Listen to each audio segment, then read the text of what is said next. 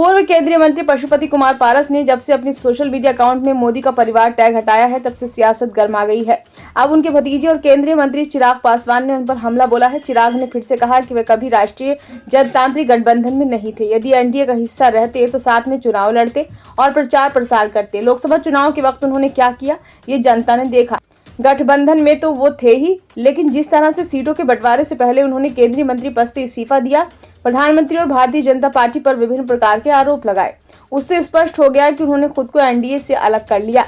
लोक जनशक्ति पार्टी के प्रमुख चिराग पासवान ने बताया कि हम लोगों को आश्चर्य हो रहा था कि पहले तो पार्टी और सीटों की औपचारिक तौर पर घोषणा तो होने देते, उससे पहले ही इस्तीफा देते हुए खुद को गठबंधन से अलग कर लिया।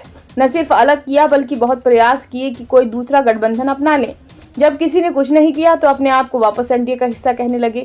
कोई बात नहीं, आप कहते रहिए। चिराग ने कहा कि एनडीए घटक दलों की बैठक हुई थी, इसमें उन्हें नहीं बुलाया गया और बुलाया भी नहीं जाता है। उन्होंने बताया कि उनके व्यवहार से एनडीए के कई साथियों को तकलीफ है कि उन्होंने गठबंधन के खिलाफ काम किया।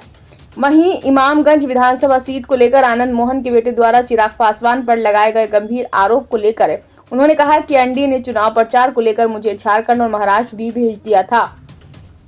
व्यस्तता के कारण किसी कारणवश कार्यक्रम नहीं बन पाया। चिराग ने बताया कि रामगढ़ भी नहीं जा पाए तो सिंगल हम टारगेट इमामगंज को ही क्यों करें, रामगढ़ को भी क्यों ना करें। वैसे तुम्हें भाजपा को ही मुझ पर आरोप लगा देना चाहिए। उन्होंने बताया कि तरारी विधानसभा गए थे, लेकिन जो शिकायत कर रहे हैं वे किस पार्टी को लेकर शिकायत कर रहे हैं। चिराग पासवान ने बताया कि न केंद्रीय मंत्री मांझी जी ने शिकायत की और न ही संतोष और दीपा मांझी जी ने।